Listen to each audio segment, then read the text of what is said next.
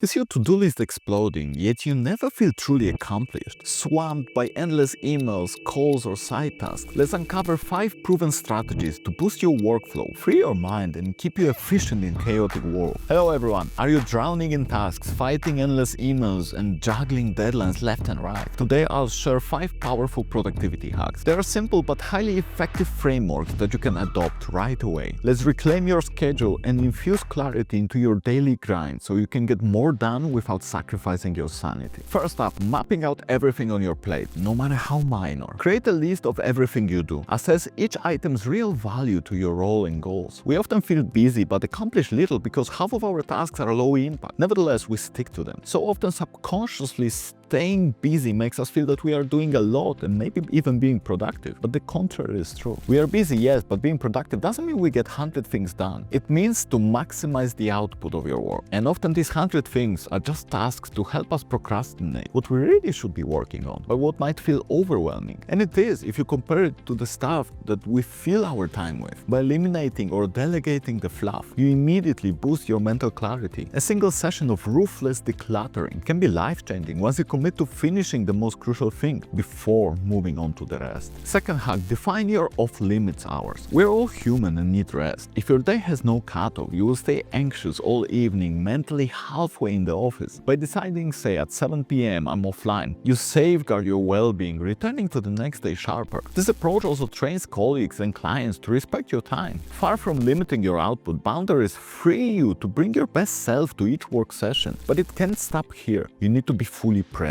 Some people are more efficient in 8 hours than the others are in 16 hours. It's your ability to focus on the work and, while outside, to be present there that makes a difference. Third hack, group tasks by theme or nature. Instead of flipping between meetings, analyzing data, and designing presentations all in one day, try designating days for a similar type of work. For example, on Monday, high-level reviews and calls, Tuesday for deep analytical tasks, etc. This cuts down on context switching, which trains your brain and allows you to focus for a prolonged period of time on one type of work. We've all been there. Maybe you're analyzing something or working on the presentation with your headphones on, and someone comes to your desk to have a chat.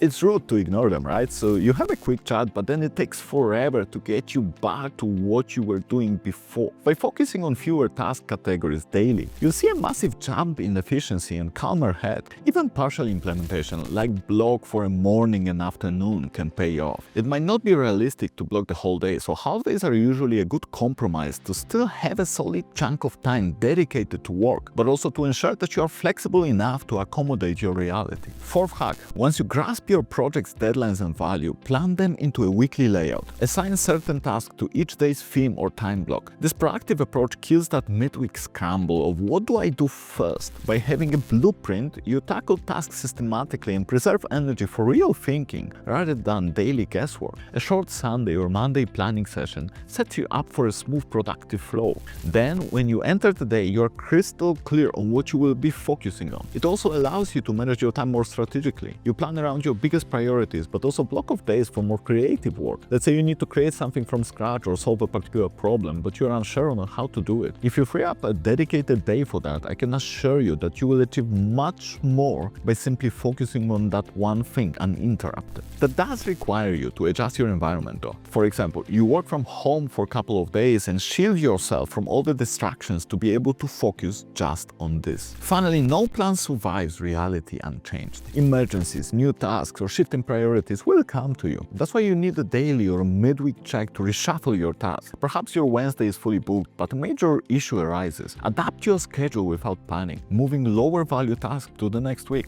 Embracing agility is the difference between a meltdown and a confident pivot. It lets you stay focused on what needs to be done and makes you feel more in control as opposed to thinking that now your schedule is totally ruined. I'll tell you opposite.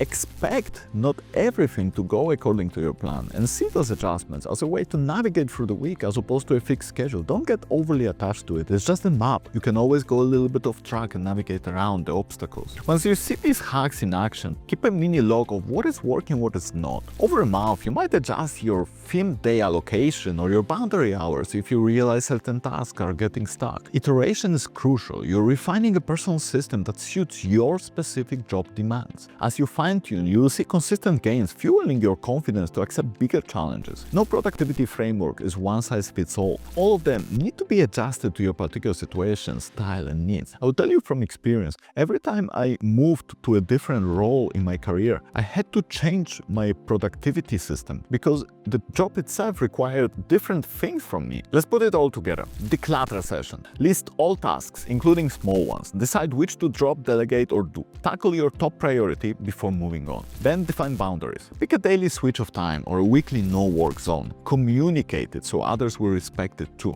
And above all, be present in the moment. Try a theme day. Identify at least 1 or 2 days for a single category. Meetings, analysis, or creation. Track if you see better focus. Then weekly plan and adapt. Sketch a short schedule every Sunday. Each day do a quick check-in to handle unexpected changes gracefully. It usually takes no more than 5 minutes, so keep refining it. Productivity isn't about brute forcing your workload. It's about simplifying your tasks, commanding your schedule, and flexibly navigating surprises. By decluttering, setting boundaries, filling your days, planning weekly, and staying adaptive, you will cut stress and heighten real output. Try these 5 hacks, pick even one to start, and see your days transform from frantic to more structured. Share your results if you feel a big difference. Remember, productivity is about living more fully, not just doing more tasks.